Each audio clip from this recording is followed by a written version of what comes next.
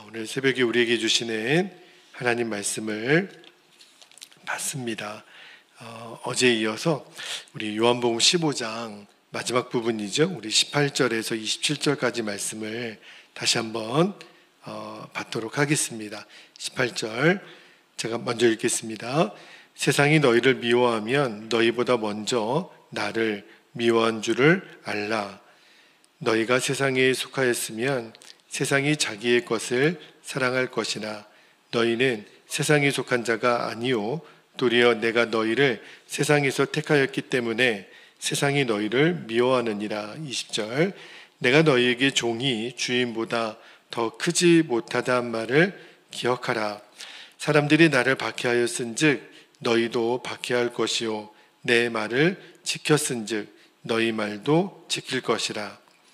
그러나 사람들이 내 이름으로 말미암아 이 모든 일을 너희에게 하리니 이는 나를 보내신 이를 알지 못함이라. 22절 내가 와서 그들에게 말하지 아니하였더라면 죄가 없었으려니와 지금은 그 죄를 핑계할 수 없느니라. 나를 미워하는 자는 또 내 아버지를 미워하느니라. 내가 아무도 못한 일을 그들 중에서 하지 아니하였더라면 그들에게 죄가 없었으려니와 지금은 그들이 나와 내 아버지를 보았고 또 미워하였도다. 그러나 이는 그들의 율법에 기록된 바 그들이 이유 없이 나를 미워하였다는 말을 응하게 하려 함이라.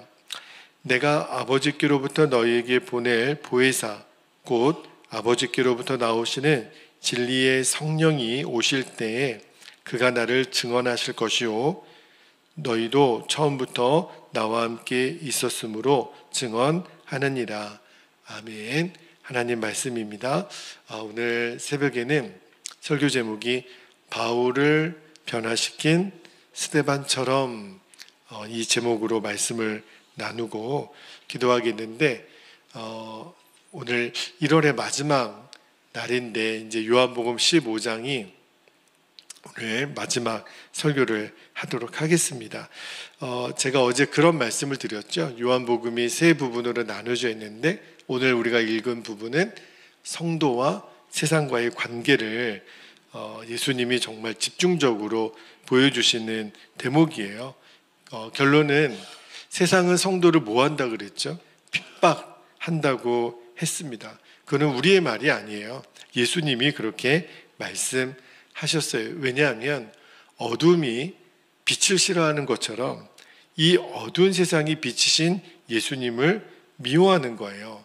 그래서 그 빛이신 예수님을 주인으로 모시고 있는 우리들도 세상이 미워하고 박해하는 것은 당연하다라고 말씀을 드렸잖아요. 그래서 어제 우리가 세상은 우리를 사랑하는가 우리를 미워하는가 그 묵상을 했었는데 여러분 여전히 우리들 마음 가운데 세상으로부터 사랑받고 싶어하는 마음이 있다는 거예요. 그러니까 이 마음을 어떻게 하면 우리가 정리할 수 있는지 그리고 우리가 박해를 받을 때 어떻게 그 박해를 이길 수 있는지 그 말씀을 좀 오늘 나누고 우리가 기도하려고 합니다. 첫 번째는 세상의 미련을 빨리 버리라는 거예요. 여러분 왜 우리가 여전히 세상으로부터 사랑받기를 원하냐면 세상에 대한 미련을 버리지 못하는 거예요. 그러니까 자꾸 세상의 사랑을 원하는 거죠. 우리가 요한복음의 핵심이 뭐예요? 우리는 참 포도나무 대신 예수님께 붙어있는 가지라고 그랬잖아요. 그 말은 이제부터 나는 예수님께 속한 자가 됐다라는 거예요. 그것을 예수님이 너희는 그리스도의 신부라 그렇게 말씀을 하시잖아요. 여러분 결혼이라는 거 있죠. 결혼이라는 거는 뭘 의미하는 거죠? 내가 한 남자와 한 여자를 사랑하기 때문에 이 세상의 그 어느 누구에게도 내가 사랑을 주지 않겠다라고 하는 결단이 바로 결혼인 거예요. 우리가 예수님을 나의 남편으로 받아들였다면 이제 더 이상 세상 남편인 세상을 기웃거릴 이유가 없는 거죠. 예수님은 단호하게 말씀하세요.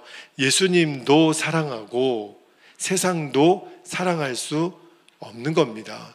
여러분, 결혼한 뒤에는요, 미스김도 미스박도 사랑해서는 안 되는 거예요. 예수님이 우리 요한일서 2장 25절 말씀을 한번 볼게요. 요한일서 2장 25절에 보면 주님이 말씀하시기를 이 세상이나 세상에 있는 것들을 뭐하지 말라? 사랑하지 말라. 누구든지 세상을 사랑하면 아버지의 사랑이 그 안에 있지 아니하니.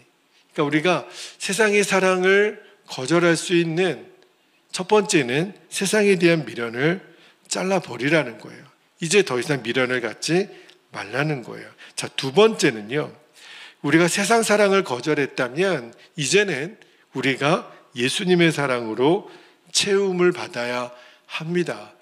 많은 사람들이 여전히 마음이 허전하고 쓸쓸하고 외롭다 이렇게 표현하시는 분들이 많아요.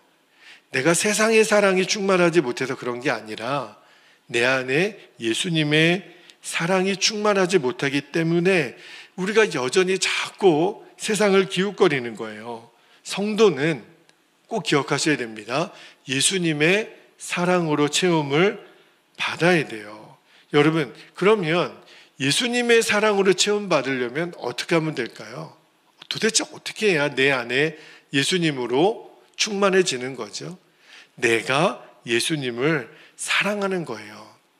여러분, 나를 향한 예수님의 사랑은 변하지 않으세요. 우리가 죄인 되었을 때 생명을 주시기까지 예수님은 사랑하셨잖아요. 우리는 예수님으로부터 최고의 사랑을 받고 있는 거거든요. 그런데도 왜 우리 마음이 허전하고 외롭고 쓸쓸하다 그래요? 우리가 여전히 예수님을 사랑하지 않는 거예요. 여러분, 어떻게 하면 우리가 예수님을 사랑할 수 있을까요? 사랑은 강제로 할 수가 없잖아요. 여러분, 내가 어느 대상을 사랑하려고 어떻게 하면 될까요? 내 모든 것을 그에게 주면 됩니다. 우리가 예수님을 사랑하는 방법은 어찌 보면 간단해요. 내가 가지고 있는 것을 상대방에게, 예수님께 드리는 거예요. 여러분, 우리가요, 어느 누군가를 진짜 사랑하잖아요. 그 사랑하는 대상에게는 아까운 것이 없습니다. 그에게 내 것을 주었다고 억울하지 않아요. 우리가 예수님을 사랑한다라고 하는 증거가 뭘까요? 내 시간, 내 재능, 내 물질, 심지어는 내 목숨까지도 예수님께 드리는 거예요. 그러면 우리가 예수님을 사랑하게 됩니다. 그러니까 내가 예수님을 사랑하게 되면 놀랍게도 예수님의 사랑이 내 안에 충만해져요. 이게 우리가 세상 사랑을 거절할 수 있는 비밀이에요. 세 번째는요, 더 이상 핍박을 두려워하지 않는 거예요. 물론 사람과의 갈등을 사서 일부러 할 필요는 없죠. 그러나 사람과의 갈등을 두려워할 이유도 없습니다. 저 같은 사람이 그런 대표적인 그런데요. 저는 사람과의 관계가 뭔가 이렇게 좀 원활하지 않으면 좀 견디지 못하는 굉장히 관계지향적인 그런 성향을 가진 사람이에요. 그래서 그런 사람의 특징이 뭐냐면 잘 거절하지 못합니다. 오히려 돈 빌려달라고 하는 사람에게도 거절 못하고 빌려주고 나서도 달라고 하지도 못하는 사람, 그런 사람들이 이제 제가 그렇거든요. 왜냐하면 나로 인해서 상대방이 어려워하는 거를 견디지 못해야 하는 사람이 있어요. 그러니까 어떻게 해서든지 그냥 누이 좋고 매부 좋고 좋은 관계를 유지하려고 하죠. 그러니까 갈등 상황이 싫은 거예요. 자, 그런데 여러분, 사랑과의 갈등도 그렇고 세상과의 갈등도 그렇고 어떤 때는 아주 냉철하게 담대할 필요가 있습니다. 내가 이렇게 말하면 상대방이 어려워할 거야. 그것을 넘어서는 담대함이 있어야 돼요. 다시 말하면 세상과 타협하지 않아야 될 때는 거절할 수 있어야 됩니다. 진리를 말할 때는 내 목에 칼이 들어와도 말씀대로 살아야 되는 결단을 할 때가 있죠. 일부러 갈등을 일으키고 일부러 미움받을 이유는 없어요. 그러나 내가 오직 예수님을 사랑하고 예수님 따라가고 말씀대로 사는 그 결단에 일어나는 그런 갈등이나 핍박이라면 여러분 기억하십시오. 그 핍박을 피할 이유가 없어요. 그 갈등을 이제는 정확하게 단호하게 내가 진리로 반응할 줄 알아야 합니다. 심지어는요, 예수님이 어떤 말씀까지 하셨냐면 자칫 잘못하면 정말 오해하기 딱 쉬운 말씀이기는 한데 마태복음 10장 34절에서 36절까지 말씀에 보면 와, 저는 처음에 이 말씀을 읽을 때 이렇게까지 그런 마음이 들었던 말씀인데요. 한번 제가 읽어드릴게요. 34절에 내가 세상에 화평을 주러 온 줄로 생각하지 말라. 화평이 아니요 검을 주러 왔노라. 35절에 내가 온 것은 사람이 그 아버지와 딸이 어머니와 며느리가 시어머니와 불화하게 하려 함이니 사람의 원수가 자기 집안 식구리라. 그러니까 예수 안 믿는 사람들은요, 딱 트집 잡기 좋은 말씀 아니에요? 야, 예수님 믿으면 부모도 없고 형제도 없고 자식도 없구나. 아주 그냥 예수님 믿으면 가장 파탄나겠구나. 이렇게 이 말씀을 오해하는 사람이 있는데 진짜 오해예요. 예수님이 이 말씀을 하신 이유가 뭘까요? 싸우라고 지금 예수님이 가족이 원수라고, 야, 이런 말씀이 어딨어? 이런 의미가 아니잖아요. 예수님이 이 말씀을 하시는 진짜 이유는 예수님을 믿기 때문에 절대로 타협하거나 포기할 수 없는 대상이 있다는 거예요. 바로 그 대상이 누구예요? 예수님이에요. 심지어는 마지막에 내가 그로 인하여 어떠한 손해, 어떠한 핍박, 심지어는 생명의 위협까지 당하는 그런 자리라 하더라도 내가 포기할 수 없는 한 분이 있는데 그분이 바로 예수님이시라는 거예요. 그래서 마태복음 10장 21절에서 22절에 예수님이 이 말씀을 하셨어요. 장차 형제가 형제를, 아버지가 자식을 죽는 데 내주며 자식들이 부모를 대적하여 죽게 하리라. 또 너희가 내 이름으로 말미암아, 잘 보세요, 모든 사람에게 미움을 받을 것이나 끝까지 견디는 자는 구원을 얻으리라. 예수님은 굉장히 심각한 말씀을 하셨어요. 여기 잘 보면 너희들이 모든 사람에게 미움을 받을 것이라 그랬어요. 실제로 이런 상황이 올 수도 있다는 거예요.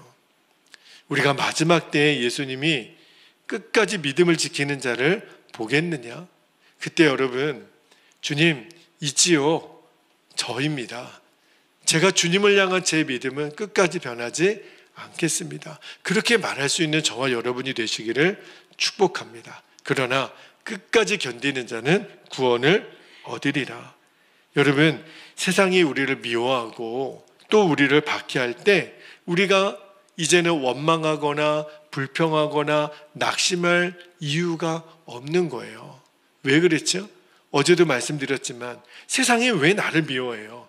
예수님 말씀대로라니까요. 내가 세상으로부터 미움을 받는 이유는요, 하나예요. 내가 예수님의 사람이니까. 세상은 나를 미워하는 게 아니라 내 안에 계신 예수님이 미운 거예요. 어두움이 빛을 싫어하듯이 내가 세상으로부터 손가락질 당하는 이유가 아니에요. 그냥 예수 믿는 이유만으로 내가 핍박을 당한다면 오히려 기뻐하고 감사할 일이죠. 왜요? 내가 예수님의 사람인 것이 분명하니까, 내가 하나님 나라의 백성인 것이 너무너무 분명하니까 오히려 기뻐하고 감사할 수 있는 거예요. 여러분, 우리가 박해 중에 기뻐할 수 있는 이유는요, 예수님이 요한복음 5장 11절 12절에 이렇게 말씀하셨어요. 우리가 박해 중에 기뻐할 수 있는 이유는 우리들의 상이 크기 때문이라고 말씀하시는데, 제가 말씀을 읽어드릴게요. 마태복음 5장 11절 12절 나로 말미암아 너희를 욕하고 박해하고 거짓으로 너희를 거슬러 모든 악한 말을 할 때에는 너희에게 복이 있나니 기뻐하고 즐거워하라. 박해를 받을 때 어떻게 기뻐하고 즐거워해요? 그런데 그 이유가 하늘에서 너희의 상이 큼이라. 여기가 중요해요. 이 땅에서는 내가 그렇게 핍박받고 내가 모함받고 억울한 일을 당해도 장차 나에게 주실 하나님의 영광과는 비교할 수 없다는 거예요. 사도 바울이 그 눈을 뜬 거예요. 로마서 8장 18절에 사도 바울이 이렇게 선언합니다. 생각하건대 현재의 고난은 장차 우리에게 나타날 영광과 뭐할 수 없도다? 비교할 수 없도다. 비교할 수 없는 거예요. 자, 마지막으로 그러면 나를 박해하는 사람들이 있잖아요. 자, 그 사람들을 도대체 내가 어떻게 대해야 되나? 요 말씀만 간단하게 나누고 기도하겠는데요. 나를 끝까지 힘들게 하는 사람이 있어요. 나를 끝까지 어렵게 하는 사람이 있습니다. 박해하는 사람이 있어요. 이 사람을 도대체 어떻게 할까요? 주님 말씀하시기를 그를 긍휼히 여기라는 거예요. 다시 말하면 불쌍히 여기라는 거예요. 오늘 말씀 21절 말씀을 한번 볼게요. 21절에 보면 그러나 사람들이 내 이름으로 말미암아 이 모든 일을 너희에게 하리니, 자 밑줄 할게요. 이는 나를 보내신 이를 알지 못함이라. 세상이 왜 예수님을 핍박하느냐면 예수님 말씀하시기를 그들이 누구를 알지 못해요? 하나님을 알지 못하기 때문이라는 거예요. 여러분, 예수님을 통해 모든 믿는 자에게 주시는 하나님의 구원을 그들이 알지 못하니까 예수님을 핍박한다라는 거예요. 몰라서 그렇다는 거예요. 그러니까 예수님은 어떤 마음을 가지고 계셨냐면 목자 잃은 양들이 유리하는 것 같이 그들을 불쌍히 여기고 긍휼히 여기셨다라는 거예요. 그러니까 그 마음을 우리들에게도 가지라는 거예요. 세상이 왜 나를 핍박할까? 몰라서. 내 안에 계신 예수 그리스도가 구주이신 것을 모르니까, 그 예수님을 보내신 하나님의 구원의 계획을 그들이 모르니까 나를 핍박하는 거구나. 이제 우리가 그들을 대할 때 모르니까 십자가에서 예수님이 아버지 저들의 죄를 용서해 주십시오. 저들이 하는 일을 알지 못합니다. 돌을 던져서 스데반 집사를 죽이려고 할 때 그 돌에 맞아 죽어가면서도 스데반 집사가 예수님과 똑같은 이야기를 했어요. 아버지 저들을 용서해 주십시오. 저들이 하는 일을 알지 못합니다. 여러분, 이거예요.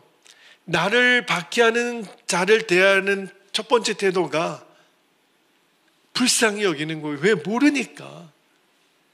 지금 왜 그렇게 하는지를 그가 모르니까. 하나님, 저도 그를 불쌍히 여기는 마음을 주십시오. 이게 박해하는 자들을 대하는 첫 번째 태도고요. 또 하나, 세상이 우리를 원수로 여기고 우리를 미워할 때 우리가 해야 될 일이 있다는 거예요. 그게 뭐냐면 사랑과 기도라는 거예요. 자, 마태복음 5장 44절을 한번 읽어볼게요. 44절에 보면 너희 원수를 뭐하며? 사랑하며 너희를 박해하는 자를 위하여 기도하라. 여러분, 또 말씀드리지만 이게 불가능할 것 같으면 예수님은 우리에게 이 명령을 안 하셨겠죠. 그죠? 우리는 목사님 어떻게 원수를 사랑해요? 어떻게 나를 박해하는 자를 위하여 기도해요? 여러분, 이것은 저의 겉면의 말이 아니잖아요. 예수님의 명령이잖아요. 심지어는요, 박해하는 자를 위해서 선을 행하라고 예수님 말씀하시는데 마태복음 5장 39절에서 42절까지 여러분이 너무 잘 아는 말씀이에요. 39절에 나는 너에게 이르노니 악한 자를 대적하지 말라.